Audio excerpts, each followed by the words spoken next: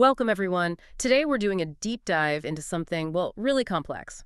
We've got these narrative pieces from a contemporary thriller, and they weave together multiple timelines, hidden identities, and some really profound character histories. It all crashes together one terrifying night. Exactly.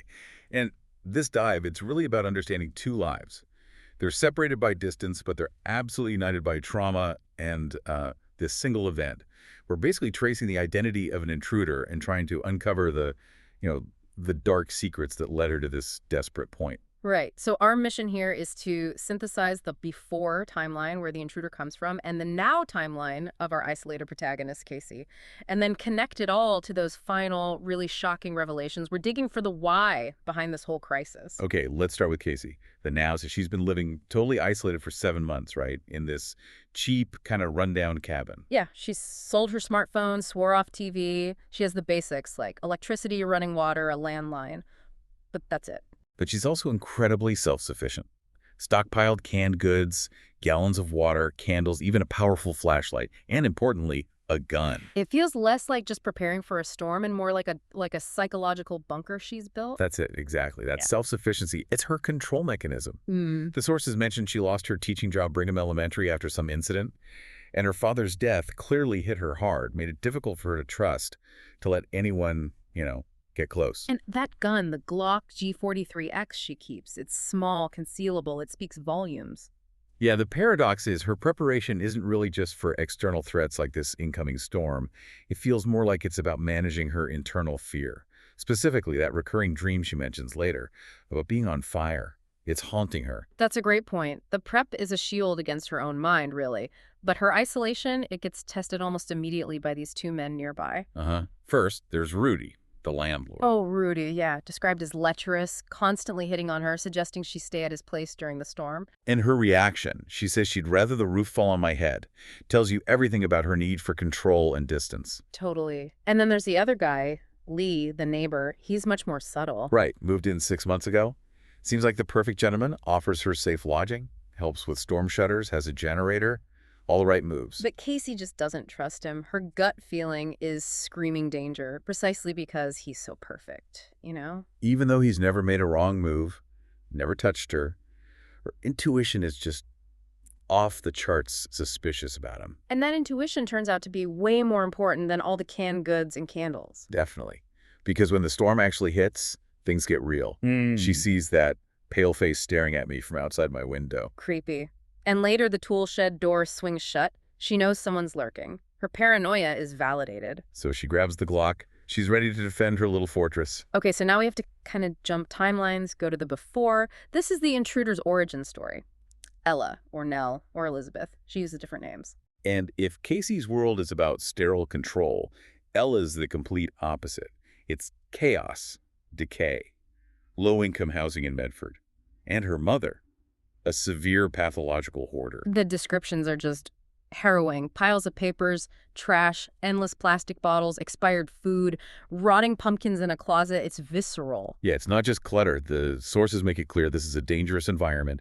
The staircase is blocked with stuff. It's literally a trap. And then there's the abuse on top of it all, physical and emotional. The mother locks her, Elizabeth, as she calls her then, in this small, dark, foul-smelling closet, sometimes with no food. Just awful. And deliberate cruelty, too, burning Ella's forearm with a cigarette for smoking. So Ella's often hungry, wearing dirty, ill-fitting clothes. Yeah.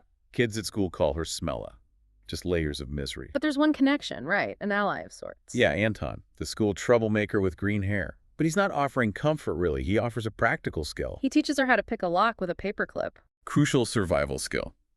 That paperclip becomes this tiny symbol of potential freedom for her, a way out of the physical cage. So she has this tool, this potential escape, but first she tries to find something else, an identity maybe. Exactly. She finds a birth certificate buried in that rotting pumpkin pile, names her father as John Carter. And she makes the assumption, goes after the wrong guy, Dr. John Carter, the father of this perfect girl, Brittany Carter. He denies her, obviously. But the real cruelty comes from her mother again.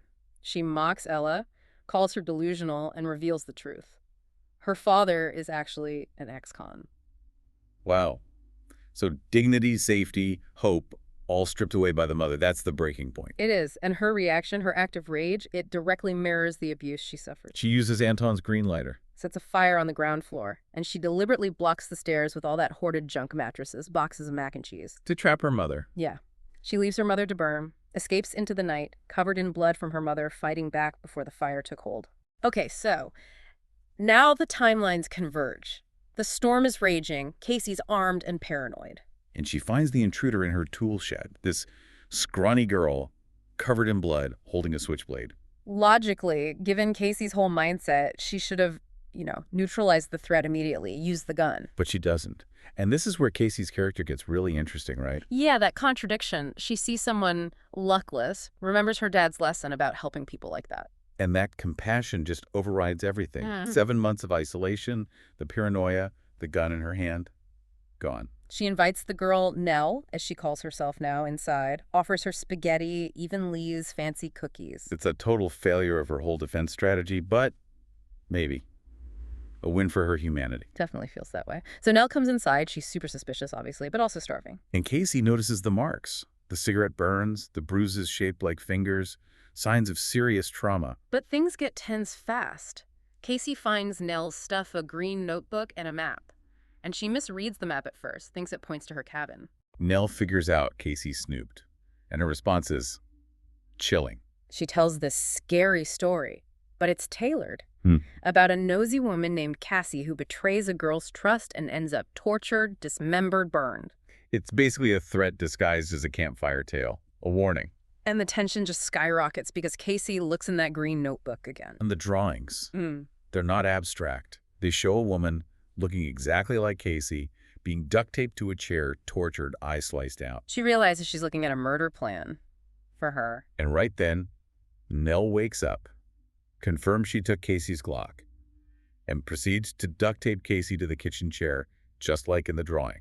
Terrifying. But Casey's dad comes through again, not just the compassion lesson, but a survival one. Yeah, the lesson on acceleration. What exactly is that? How does she use it? Well, it's about technique, not just strength. You don't try to pull the tape apart. You use a sharp, sudden, accelerating downward motion with your hands bound together. It snaps the adhesive bond, rather than fighting the tape's strength. Applied physics, basically. A smart survival trick. And it works. She breaks free while Nell is presumably checking the storm or something. She immediately checks the notebook again, finds the last clue, a drawing of a man lying in blood with an address. And she rereads the map, corrects her mistake. The target isn't her cabin. It's Lee's cabin, half a mile away. So she bolts out into the storm thinking Nell's going after Lee, maybe thinking he's the John Carter from the birth certificate. Which leads us into the really tangled web of Section 4.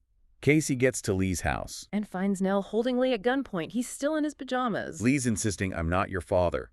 But Nell found his real name, Brad Traynor, though he goes by Lee in her mother's papers. Okay, so unpack this for us. What's the real connection? Right, so Lee, or Brad, is Nell's biological uncle. Nell's actual father is Lee's older brother. Wait, Anton, the boy with the green hair who taught her to pick locks. The very same. But as far as Nell knows, and as far as Lee has let her believe, Anton is dead. It's this incredibly complicated, painful family history rooted in abuse and secrets. So Nell is there, sobbing, totally distraught. She thinks she killed her mother, Jolene Kettering, back at the house. But she didn't kill her then. Jolene was alive when Nell escaped. And seeing Nell's state, realizing the depth of the mother's abuse, this is where Casey makes a choice. Yeah. A huge one. She decides Jolene didn't deserve to be alive. That's a direct quote from the source material reflecting Casey's thoughts. Yeah, and Casey? Yeah. She acts on it. She drives to Jolene's apartment, finds her alive, and tortures her with cigarettes. Mimicking the abuse Nell suffered, forces a confession about burning Nell. And then Casey kills her. Whoa. And then calls it in anonymously as just a body found. Exactly. So Lee and Nell are led to believe Jolene died from the earlier stabbing Nell inflicted in self-defense. Casey has become an executioner, justifying it as protection for Nell. That is dark. Well, and it shapes everything that follows. Completely. Fast forward 6 months, we see the new normal. Lee is Nell's legal guardian. He is her uncle, after all. But he maintains the lie that Anton, her father, is dead. And Nell seems to be doing okay. Thriving, even. Yeah, doing well in school, bonding with Lee. She loves playing poker, apparently. And Casey. She's moved nearby, but spends all her time at Lee's. Basically living there. falling for Lee, despite sensing he's still secretive, like about his late Friday nights. But this whole setup, this new family unit, it's built on, well, quicksand. How so? Remember Rudy, the landlord? He drops a bombshell. He confirms Lee knew Casey's full name, Elizabeth Casey, before he even moved into the neighboring cabin. So Lee didn't just randomly show up. He sought her out. It seems that way.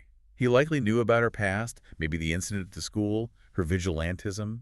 He engineered this meeting, possibly to connect with his niece, Nell, and maybe saw Casey as someone who could understand or protect. And he's actively covering for Casey now, for Jolene's murder. Absolutely. It's a web of mutual protection based on violence and secrets. And there's one final twist, isn't there? The ultimate secret. The final gut punch.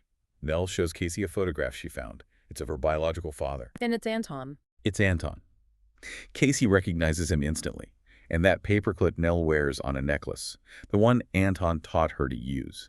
It's a constant reminder of the father she believes is dead. But Lee knows Anton is alive. Lee knows.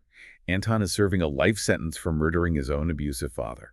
Another layer of generational violence. Lee keeps lying to Nell, presumably to shield her from the trauma that her father is not only alive, but also a convicted murderer in prison. Okay, let's pull back, connect the dots. Nell escapes horrific abuse by starting a fire. An act that mirrors Casey's deepest fear, that recurring dream of being burned alive. It's an incredible thematic link. And Casey, who lost her job for some act of vigilantism protecting a child, escalates completely. She murders Nell's abuser to secure Nell's future. For both of them, in different ways, violence became the path to perceived safety or justice. The irony is just staggering. This new family, Casey, Lee, Nell, it's entirely built on secrets, lies, and shared histories of violence. Lee's lying about Anton, lying about knowing Casey beforehand. Casey's lying about how Jolene really died. And Nell. Nell is now being taught by Casey how to bluff in poker. Exactly. Learning the art of deception from someone whose entire relationship with her is based on it. So that leaves us with the final thought, doesn't it? Nell learned to pick locks to survive. Now she's learning to bluff, to read people, to deceive. Yeah. How long can this fragile piece, built entirely on protecting Nell from the truth, actually last? Especially when Nell, the survivor, the bluffer, has all the skills she might need to eventually uncover the full, terrible reality of her father's life and her mother's death. What happens when the bluff gets called? That's the question hanging over everything.